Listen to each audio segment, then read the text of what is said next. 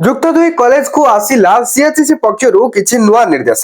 ହେଲେ କଣ ଆସିଛି ନିର୍ଦ୍ଦେଶ, ଚାଲନ୍ତୁ ମୁଁ ଆପଣଙ୍କୁ ଫଟାଫଟ ଜଣେଇ ଦଉଛି। ଉଚ୍ଚ ମାଧ୍ୟମିକ ଶିକ୍ଷା ପରିଷଦ ଦ୍ୱାରା ପରିଚାଳିତ ଯୁକ୍ତ ଦୁଇ ପ୍ରାକ୍ଟିକାଲ ପରୀକ୍ଷା ଆରମ୍ଭ ହୋଇଛି। ଏହା ତ ଆପଣ ବି ବେଶ ଭଲ ଭାବରେ ଜାଣିଛନ୍ତି। ଗତ 31 ତାରିଖରେ ଇଣ୍ଟରନାଲ ଆସେସମେଣ୍ଟ ଓ ପ୍ରୋଜେକ୍ଟ ମୂଲ୍ୟାଙ୍କନ ସରିଛି।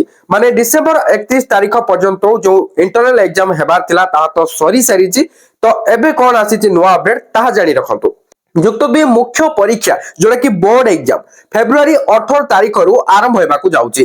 ଆସନ୍ତା 5 ରୁ 25 ତାରିଖ ମଧ୍ୟରେ ଅର୍ଥାତ୍ ଜାନୁଆରୀ 5 ରୁ ଜାନୁଆରୀ 25 ତାରିଖ ମଧ୍ୟରେ ଛାତ୍ରଛାତ୍ରୀଙ୍କର ଇଣ୍ଟରନାଲ ପରୀକ୍ଷା ଫଳ ଓ ପ୍ରୋଜେକ୍ଟ ମୂଲ୍ୟାଙ୍କନ ଫଳ ସିଏଚସି କୁ ପ୍ରଦାନ କରିବାକୁ ନିର୍ଦ୍ଦେଶ ଦିଆଯାଇଛି। ଅର୍ଥାତ୍ ମାର୍କ ଅପଲୋଡ କରାଯିବ। ଏନେଇ ସମସ୍ତ ଯୁକ୍ତ ଦୁଇ କଲେଜ ଅଧ୍ୟକ୍ଷଙ୍କୁ ଚିଠି କରାଯାଇଛି। ସାମ୍ସ ୱେବସାଇଟ ରେ ଆସନ୍ତା 5 ରୁ 25 ତାରିଖ ମଧ୍ୟରେ ଛାତ୍ରଛାତ୍ରୀଙ୍କର ଏହି ମାର୍କ ଦାଖଲ କରାଯିବ।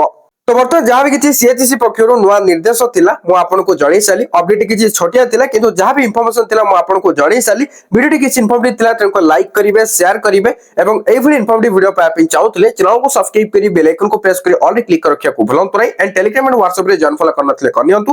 ଡିସ୍କ୍ରିପ୍ସନରେ ଲିଙ୍କ ମିଳିଯିବ, ଚେକ୍ ଆଉଟ୍ କରିନିଅନ୍ତୁ। Thank you for watching.